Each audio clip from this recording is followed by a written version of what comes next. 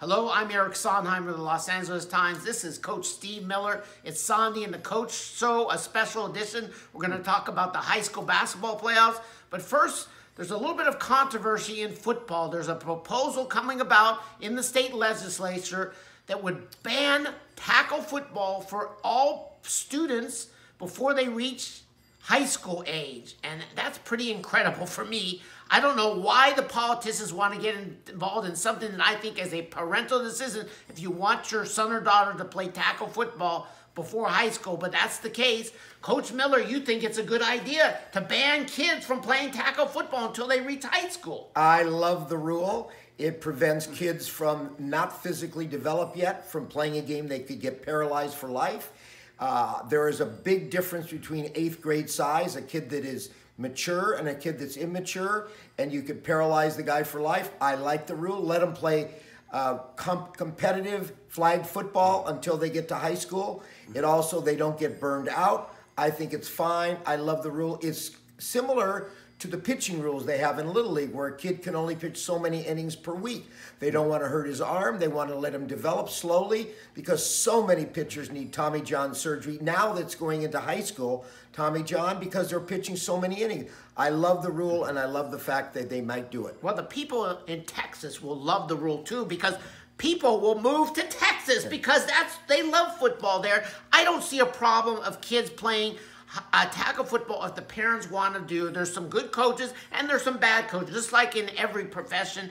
And I think it's ridiculous that the politicians are injecting themselves in something that is a parental decision to make, whether they want their kids to play football or not. There's football is becoming safer. The equipment is better. The coaching is getting better. So I think this is a panic mode and an attempt to get some publicity, and I just don't see how it's going to pass, because I think Governor Brown would veto it if it did pass for some crazy reason.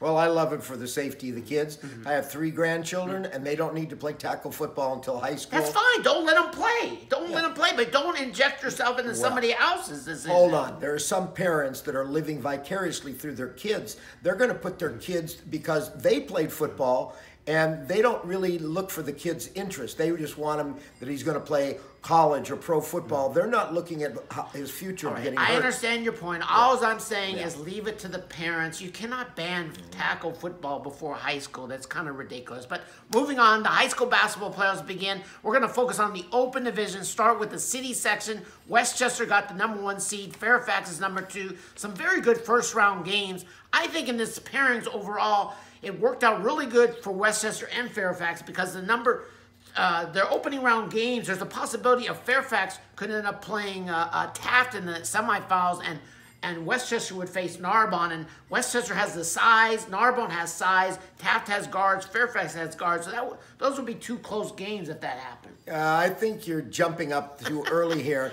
Taft-Crenshaw is a fabulous game next, when do they play? Saturday. Are you picking I'm gonna Saturday? pick Crenshaw to upset Taft. Okay. So then forget your Hey, guards that's a game. possibility. Taft has no size, and if Crenshaw can rebound and not make turnovers, they definitely can win.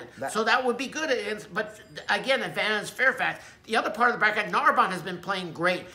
They've risen up in the Marine League. Their transfers have adjusted. They are a very dangerous team, and that's why I worry for Westchester having Narbonne in this part of the bracket. I think Westchester's too big, too experienced. They've been there. I think they're peaking at the right time. Even though they lost to Fairfax, they didn't shoot well. I think Westchester all the way. Yeah, well, you were on the seating committee. Why were there 4 West Valley League teams selected? You put View Park Prep as the first seed in Division I, which means they were in contention for the #8 seed. They were. The West Valley was voted the top league in the city. They played very competitive games. The big upset, Granada Hills beating El Camino twice. That was huge, but El Camino had an incredibly difficult schedule. So it was very important to play tough schedule, correct? That's what hurt Uni then. That is exactly what hurt University. They won a lot of games, but the schedule, every time we kept going down, the other teams played tougher games, and that's what they went with. Yeah, my congratulations goes to Granada Hills. Don Loperina's done a great job. They finished in 2nd place, and they're going to be a dangerous team in the playoffs. I would not overlook them. They are Hoosiers revisited. I love watching Granada Hills. They are not very big. Their tallest guy is 6'3". Their guards shoot great. They are tremendous to watch. All right, in the Southern section, no surprises. Bishop Montgomery, #1 seed in the Open Division. Etowanda, #2. The big surprise was Rancho Christian got #4 seed over Sierra Canyon, and now Sierra Canyon has to go to Rancho Christian. That's going to be a tough game for Sierra Canyon. Rancho Christian is loaded with size. Obviously, Sierra Canyon has great athletes. Who are you picking in that game? I'm going to pick Sierra Canyon to upset them there, if you call that an upset. I think it's an even game, going down to the wire. I think the athleticism of Sierra Canyon is going to take over and cause them all kinds of bad shots. Well, to me, this is the greatest first-round matchups in the history of the Southern section. You have 8 teams, 4 games, and it has never been stronger. There are no guaranteed victories in this division. Even Bishop Montgomery is facing a tough task against St. John Bosco, which has a win over Mater Dei this year. #2, Etowanda has to play Santa Margarita. You have Crespi going to play Mater Dei. Okay, who's going to win City Section Open Division Championship? Who's your pick? Westchester. Okay, my pick is Fairfax because I like their bracket a little bit better. I think Narbonne could give Westchester some problems. I don't think anybody's going to touch Fairfax in this part of the bracket until the championship game. Southern section, who are you picking? Bishop Montgomery, they got all their players back. They play great defense. I see them playing Etowanda in the final. They also play great defense, and I'm going with Bishop Montgomery. If it's Etowanda and Bishop Montgomery in the final, there will be so many coaches in the stands just watching to see that great defense. I'm going with Bishop Montgomery. David Singleton's having a great season. I think Gianni Hunt will be in much better shape by the time the finals come around. But upsets are a distinct possibility. This is an incredibly tough division. It should be exciting. The semifinals are at Cal Baptist on February 24th. The finals for the Southern section are March 2nd, a Friday night at the Pyramid, and the city finals are Saturday night at Cal State Dominguez Hills, March the 3rd. So I'm going to get to see both sides. And you, I don't know, but we're just back from Kenya. What did you bring back from Kenya? Well, here's... What is it? This is this a voodoo statue doll? of... No. The Masai Mara, this is the statue of the chief. The chief is 6'9" Masai warrior.